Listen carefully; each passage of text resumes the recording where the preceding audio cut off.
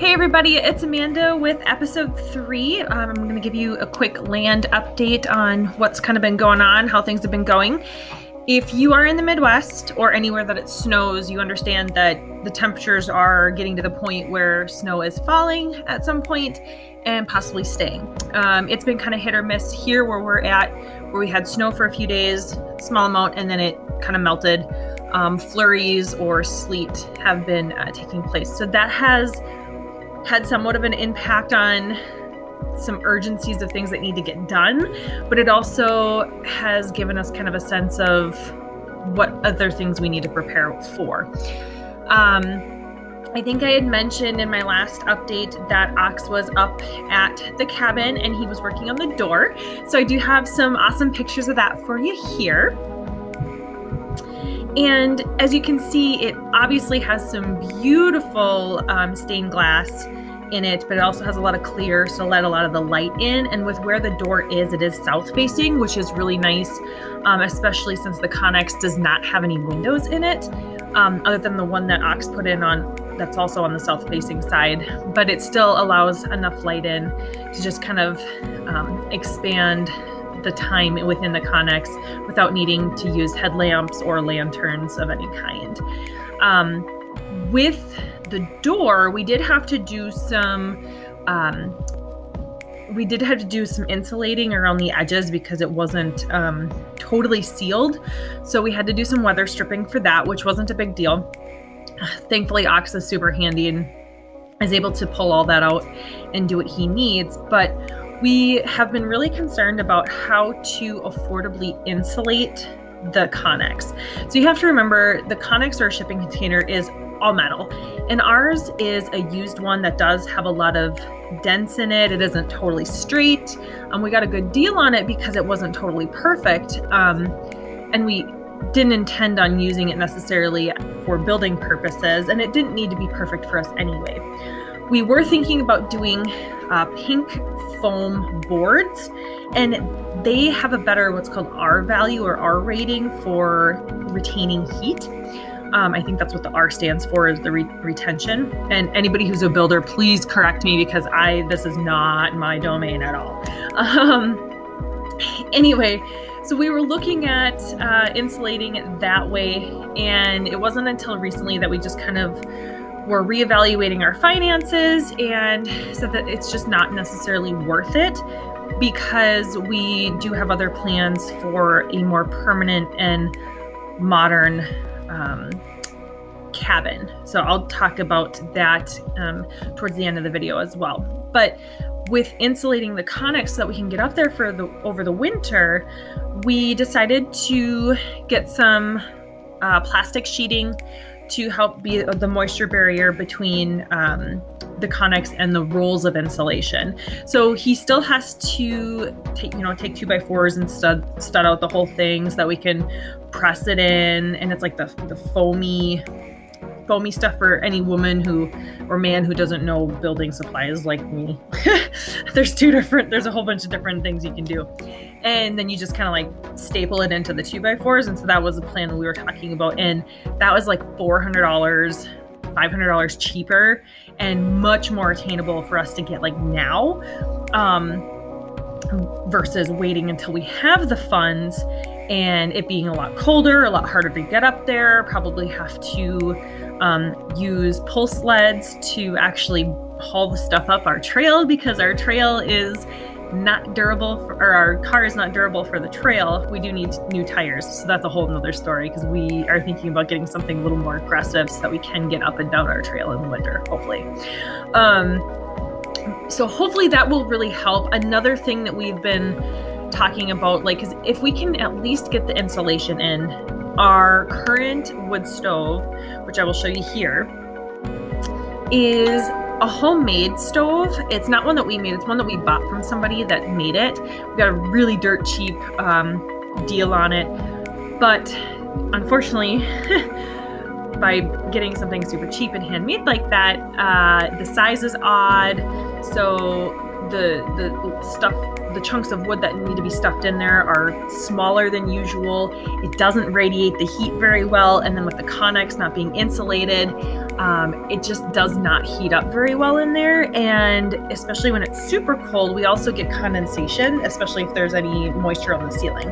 Luckily, we were kind of able to do a temporary fix with that while we were up there this last weekend. And I was going to take some video and do some updates while we were up there the day before we left.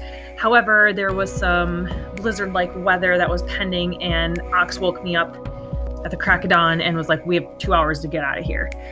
So I didn't have any time to do any recordings. We had to pretty much pack everything up, and the kids and the dogs, and fly out of there. We didn't even eat breakfast until we were on the road. That's how it is, because we were not prepared to get stuck up there. But a wood stove is essential, or a better wood stove is going to be essential, especially for our new cabin that we plan on having in the spring, summer. And as long as we can insulate the Connex, the wood stove is not a priority at the moment. They are extremely expensive, even if you get them used off of Marketplace. You're looking anywhere $400 plus. And so we're not taking out any loans for any of this. We're not made of money. We don't have tons of savings or anything like that.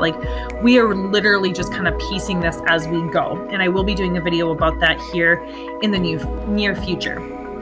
But before we talk about that, I also wanted to mention that while we were up there this last time, because we are planning on getting this cabin, we had somebody, an arborist, come up and give us an estimate on how much it would cost for him and a crew and materials to come and clear where we want to put the cabin. Because you have to remember, this is all raw land and it's all woods. So it was more expensive than we thought. We had an estimate for a tree that we have out here at our house to be taken down, and it was about half of what they were quoting me for this property, and this is just one tree versus this whole lot. So comparably, it's pay more and get more out of it versus paying for one big tree to be taken down. So we are trying to look at, can we do it ourselves? Is it worth just paying somebody to get it done in a day versus us, taking a full week to do it? Because it's just us, and we'd have to rent some equipment to get the wood chips, which I will need for my garden, because the soil isn't the greatest. It's sandy, so it's going to pull all the moisture and nutrients. And so there's just a lot of variables with, do we have somebody come clear it for us? But then we have to worry about driving restrictions, because they can't drive up there from February to June or July because of weight restrictions on the road. And then, it being spring and mucky, and, having to pay somebody to come plow so that they can get up there. There's just so many different variables with it that it really sucks that winter is just here. But either way, we will figure it out one step at a time. That's how these things go. And to tell you a little bit about the cabin, which I'm super excited about, not that we couldn't make the Connex work, but we knew ahead of time that we were going to need multiple buildings on the property. And so the Connex, because we really can't expand off of it too much, we looked at getting a prefab kind of cabin shed thingy. So one of the companies that we are looking at working with, and I'm not getting paid to promote them or anything like that, and there's multiple companies out there that does this, so you don't have to go with the one that I'm talking about, but the company that we're looking at going through, because they're close to us here where we're at and up north, are the old Hickory buildings.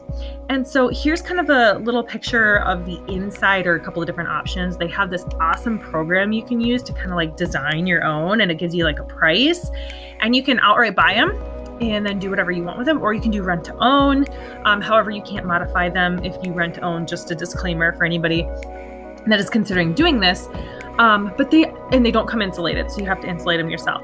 But we've really put in a lot of thought, a lot of time into piecing together what we would need right away and how we would make it work, and having enough space for us and the kids and the dog and the wood stove and kitchen and windows and doors and everything, which is fine, because we are looking at getting a 12 by 22 or 24 building. And our Connex, you have to remember, is an 8 by 20. And that, I mean, you can't negotiate that. That's metal. And you have, when you frame it in, you lose that much more space. But with these hickory buildings, you can get them lofted. You can have like benches or shelving benches put in, which is really nice. You have an option of where you want to put the windows and doors. And so for us, it makes a lot of sense to do it that way. Even though it is another payment, we would be able to pay that off a lot faster than a mortgage. So even if we threw our tax return this year completely at it, we would outright own. And then, it is an upfront cost, which a lot of this tends to be when you're not taking out loans and looking at not having multiple monthly reoccurring payments. But in the long run, that just makes so much more sense because we can always add an additional part to the building, which we have talked about when the kids, or once we get settled up there and the kids are getting a little bit older, they can't really share a room because we have two boys and a girl.